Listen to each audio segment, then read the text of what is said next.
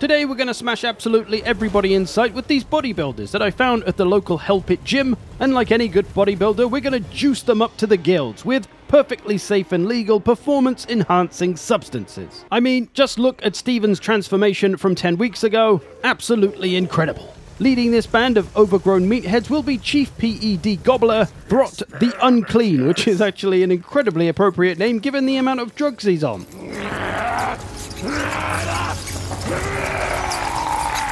There's the Roid Rage. We'll be doing this on very hard with a little bit of a stat boost, so let's get on with it. Our first order of business is to get rid of anything that is not an absolute beefcake, which leaves us with nothing but these 3 units, but hey, I've had worse starting armies. I do get a hero as well, but he can't be mounted on any kind of rat ogre, so we're just going to use him as an agent around the map, not in any armies. For now, there's not a lot to do but head back to Help It and hit the gym. And we actually need to upgrade our gym to tier 3 so that we can unlock the recruitment of rat ogres and then mutant rat ogres at tier 4 as well. One way I can increase my army power is to recruit another lord, a warlord, because they can be mounted on a bone breaker, the big old beefy rat ogre. But of course, I couldn't forgive myself if I didn't give my lords more appropriate bodybuilder names. So the first one, of course, has to be named after the king of bodybuilders, Arnold Schwarzenegger. Now the beauty of Throt is that he has the flesh laboratory, which will allow us to juice up our rat ogres to high heaven, making them pretty disgusting. We're going to use some of these earlier buffs to unlock our way all the way up to the top to get the most powerful ones. During this time, Hobo Jesus declared war on us, and we were attacked by the Druzina, who we start a war with. They came at us with 2 armies, but luckily we were able to retreat to safety, and the big army very kindly left their little army behind, so a tasty ambush breakfast for us. That's extra protein right there. In a bid to hurry along my construction to get that tier 3 and recruit rat ogres, I pop the right that gives me plus 40 growth, so that'll help us along the way. But just as Hobo Jesus arrives to try and get us, we've got the growth vats mechanic, which will give us free rat ogres, so we're going to take some of those now. We'll get those every few turns, but this is going to give me 2 new units of rat ogres.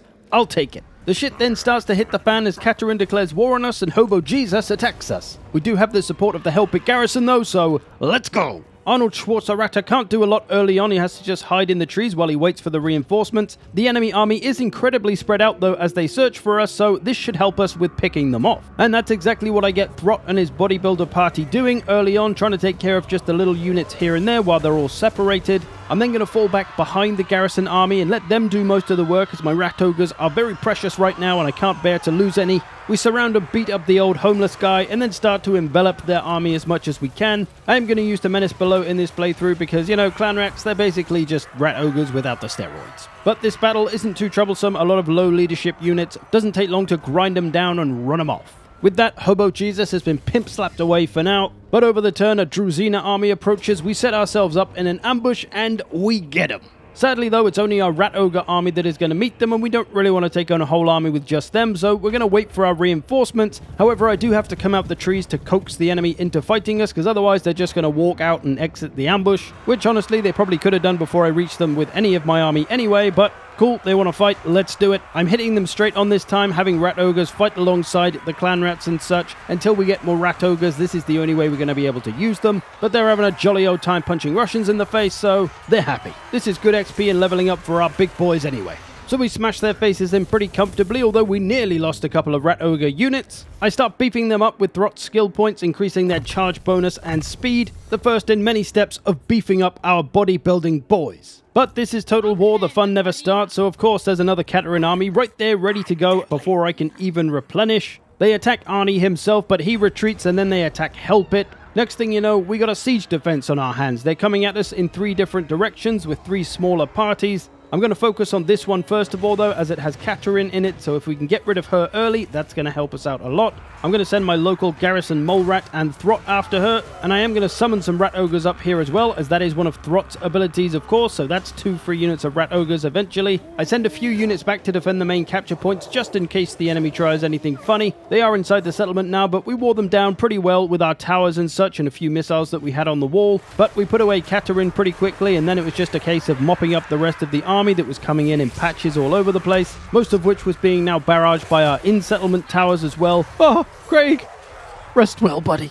Craig's loss was not in vain as we put them away with a Pyrrhic victory, but a victory nonetheless. And over the turn, the fun's still refusing to start as another Kislev army arrives. This is going to be fun. Although things are about to get fun as we just got the quest for the big man, Gorich. And if you're a true fan, you might remember this.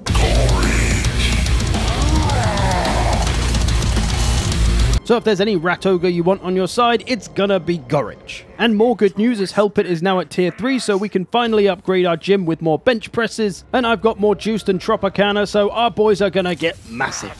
Over the turn I get attacked by the larger Kislev army, which this battle again, pretty much the same as the last couple. Smash bonky smash smash the Ruskies, and we're done. So with these few larger armies around out the way, we get a little bit of breathing room to actually recruit our rat ogres. And I'm going to start injecting them with all kinds of weird stuff and seeing what happens. And ultimately, I'm trying to get to those top tier enhancements. But for now, I'm just giving whatever to whoever. I'm also going to go ahead and use the Scheme of Doom, right? Which will recruit me an engineer to go and blow up a city. And the city I do choose is Kislev. Because they're annoying and relentlessly send armies at me, I'm going to blow up their city to slow them down somewhat. Maybe ruin their recruitment building so they can't get any better units. And hopefully slow down their advance on me a little bit. Now with a large army of big boys ready to go, let's go and get ourselves Gorich from this Chaos army, and we can finally actually make use of our juiced up bodybuilder army now, although things start looking pretty dire pretty quickly as Gorich unfortunately is bred big and dumb as he tries to take on a giant and loses half his health within the first minute of the battle before my army is even anywhere near being able to help him.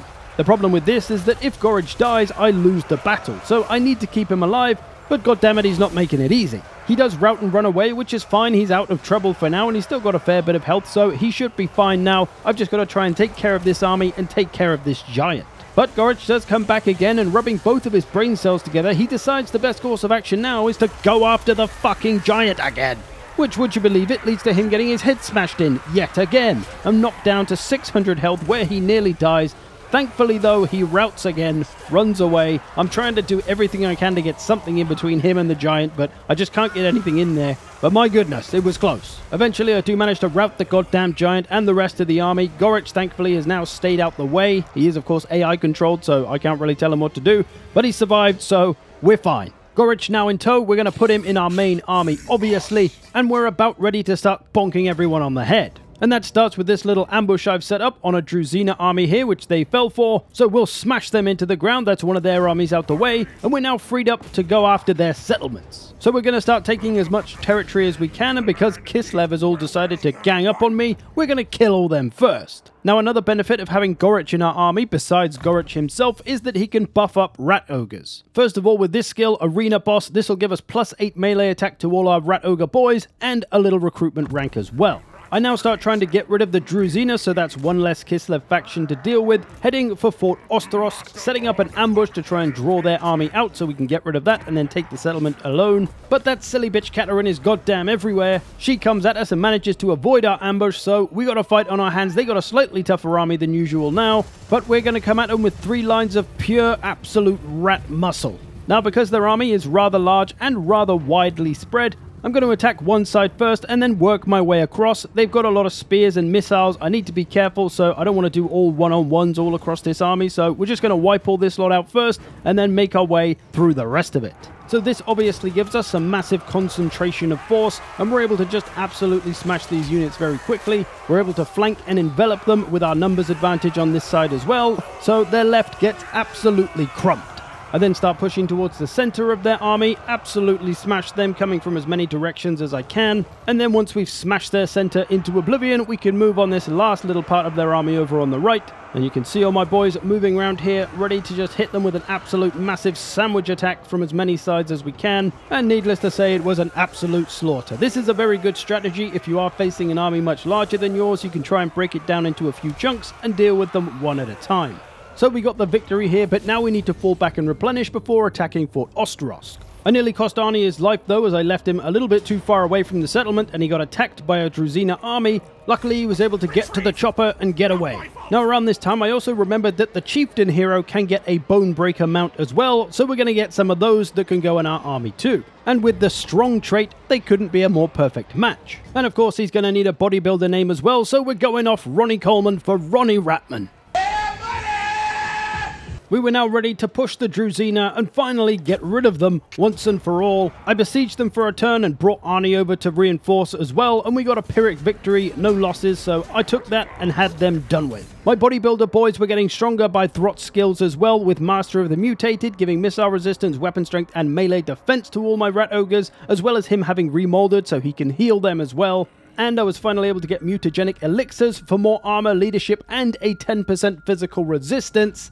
Nasty. At least when they get above rank 7. What's also been nice in this playthrough is that I'm making friends with all the bad guys. The Maggotkin, Azazel, Clan Ferric, and even Norska. They've obviously been impressed and intimidated by our incredible physiques. I now recruited myself another chieftain, but when it came to naming him, I realized that I pretty much exhausted all the names of bodybuilders I know, so I had to rack my brain to think of anyone else, and I came up with 1980s The Incredible Hulk TV show star, Lou Ferrigno, who probably at least looks more like a rat ogre than the others like this. But he's now Lou Ferratno.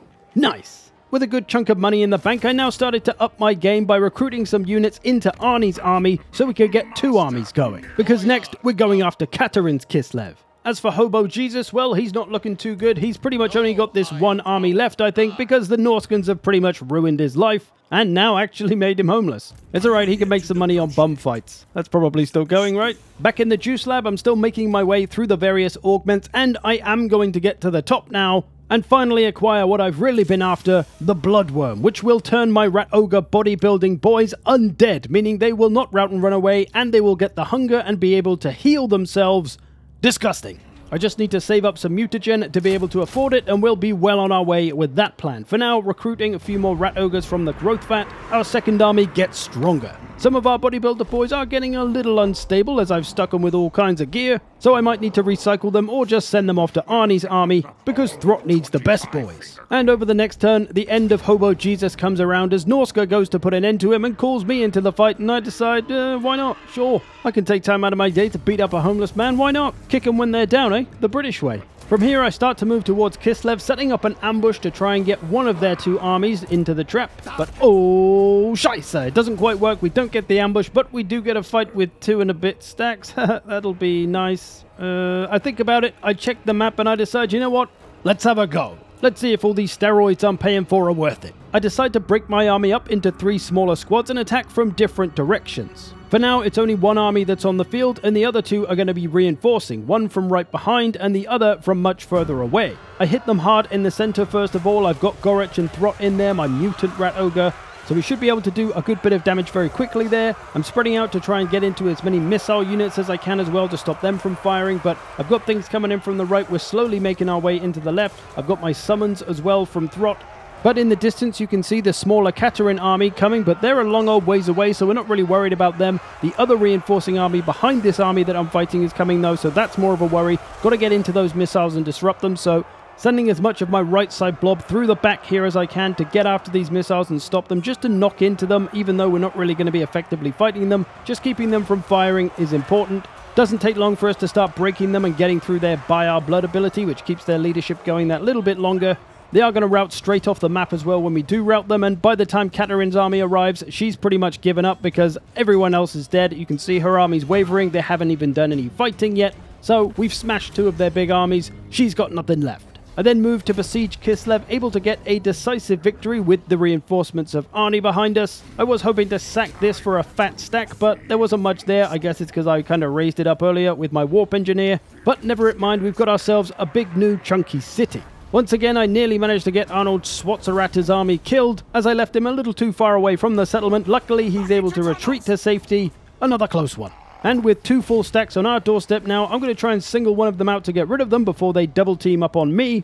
A battle which I am going to fight just to make sure I don't lose any units, but it's a quick pasting all round. And now is finally the time to get myself some undead bodybuilder rat ogre bastards. I've got some more mutagen to spend, so I've now got my first 2 rat ogre units undead that will have regeneration and will not rout and run away. I've also been working my way through the tech tree to get these buffs for my rat ogres as well. Weapon strength and charge bonus on this one, and then recruitment rank and leadership on this one. Yeah, buddy! From here, I proceeded to smash my way through the rest of Kislev, claiming it for myself, expanding my empire and getting rid of Kislev in the process. I'd now also unlocked the regiment of renowned rat ogres, the pit fighters of Hell's Deep, who have Frenzy and Norscan Fury and all sorts, so with our buffs as well, they should be pretty disgusting. I also had room for another Chieftain on Bonebreaker, so I got myself another one of those, but again I came up with the naming problem, and I came up with, well, not quite a bodybuilder, but still a huge human being, Hafthor Bjornsson, who becomes Ratthor Ratson? Sure,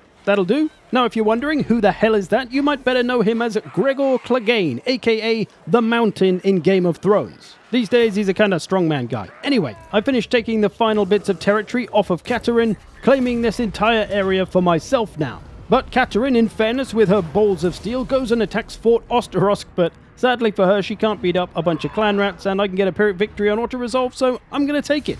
With this area mostly free of Kislevites, we've now just got the Ropsman clan to deal with. Katerin then goes to try and besiege us though and ends up getting herself killed, and well, that's the end of the Ice Court. I've now once again got myself more mutagen, which means more Undead Rat Ogres. So I'm going to get 4 units of those, and what I'm going to do is give all of my Rat Ogres that trait, but then give them another trait to give them a kind of role. So if I have them on the front line as the main frontline infantry sort of, I'm going to give them a defensive ability so they can survive and last longer. And then if I have them as a flanking unit, I'm going to give them damage dealing ability so that they can do more damage while pushing those flanks and getting behind the front line. I'm also going to use mutagen buyback so I can get a few more Undead Rat Ogres going. And then I've just got to sort my armies out, putting my Undead boys into Throt's army and working towards that plan like I just mentioned. I've now also got Hell Pit at tier 4 so I can finally get some Mutant Rat Ogres as well.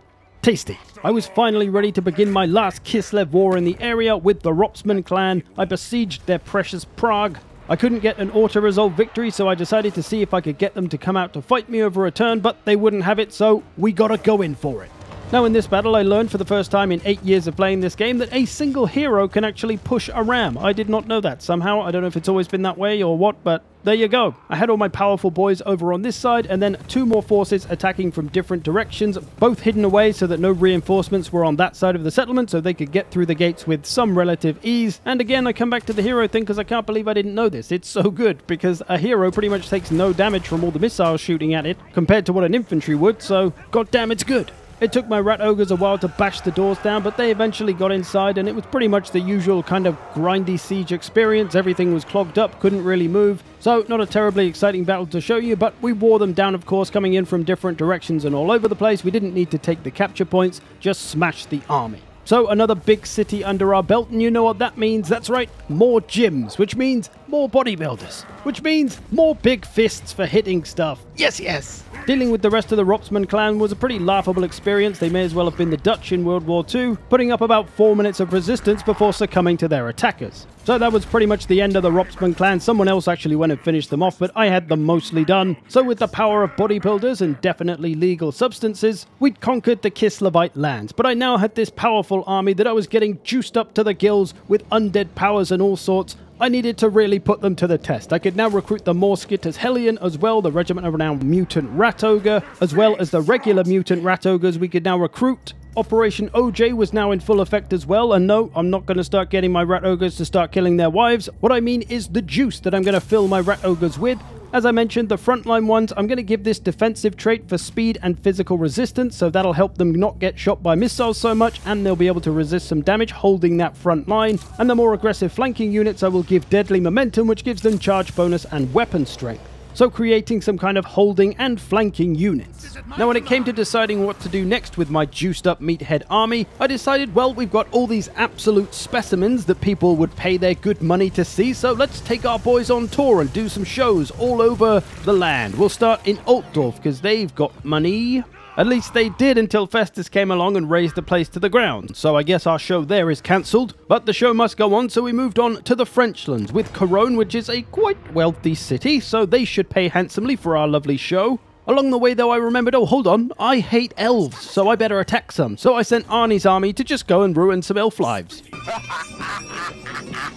A few turns on and we finally arrived for our show in Cologne, and it's a pretty reasonable turnout, which is nice. So we head on in and show them what all of our muscle-bound boys can do. Our strategy here was pretty much the same as before, coming in from as many angles as possible, some hidden in trees so they don't put reinforcements there, and then we just smash them from all directions. This army though was a little bit tougher, it's got Grail Knights and stuff, but nothing our thick boys can't handle. We ground them down in your typical uneventful siege again anyway, and when it came to claiming our payment, we only got 13 grand, which was a little bit disappointing disappointing considering the amount of time my boys have spent in the gym to sculpt their finely chiseled physiques. But nevertheless, we continued with our tour on to the next destination in Lothan, because once again, I've remembered I still hate elves and I need to hurt some more, so we're going to Lothan. But as I send my tour manager, Conrich Scuttle, ahead, we discovered that this land is awfully pink and Slaneshi, and that is not the crowd I was hoping for. And as it turns out, they have actually taken Lothan, so I can't even kill elves. What's the point of doing the show? I'm not doing it. If you can't pay me in dead elves,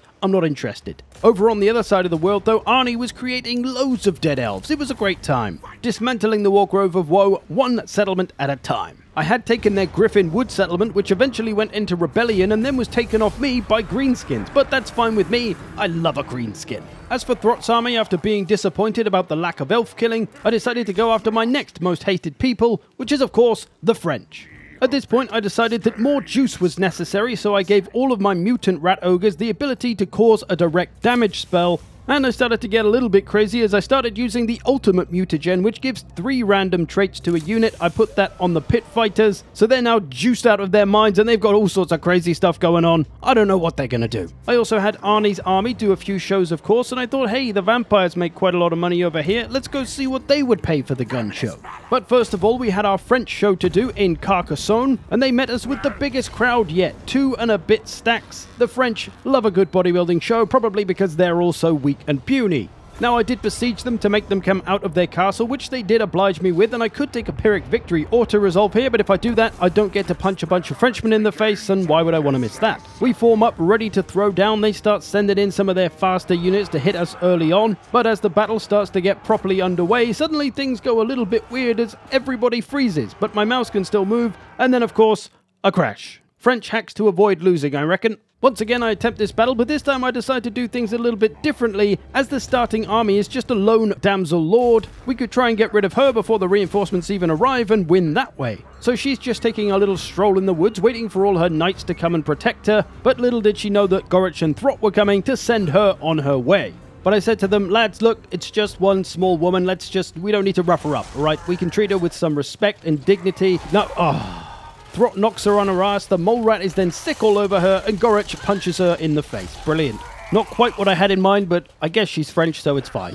They do end up managing to politely escort her away, and I get the choice to await the reinforcements or end the battle. I go for the end battle here just to see what'll happen. We take that close victory, apparently. But then the big 2 armies just attack us anyway, so it's not really any different than if we just fought the battle. But at least we get a better setup this time rather than having to wait for them to come off the hill. Now, I tried to use my army in the intended way that I built them, with those little kind of frontline units with the extra defensive abilities to help them survive better, and then the flanking units with more attack power. But given the sheer size of the enemy army, I decided to break them down into chunks as I had done previously, attacking the right side first and then sweeping across as much as I can. We ended up coming at them at a bit of a funny angle, but the plan was mostly going to plan. On the left flank, I had all the mutant rat ogres, and I put them all together as one little party, so they were pretty powerful and a lot of force concentrated there. They also had that direct damage ability. And then I had the more flanking designed party, but they were inundated with flying Pegasus knights and cavalry, so they were a little bit pinned down a bit further back. But in the center, we were breaking that Bretonian leadership pretty quickly. Eventually, all the beefed up extra attack boys from the right side came to the center as well and started to push through that way.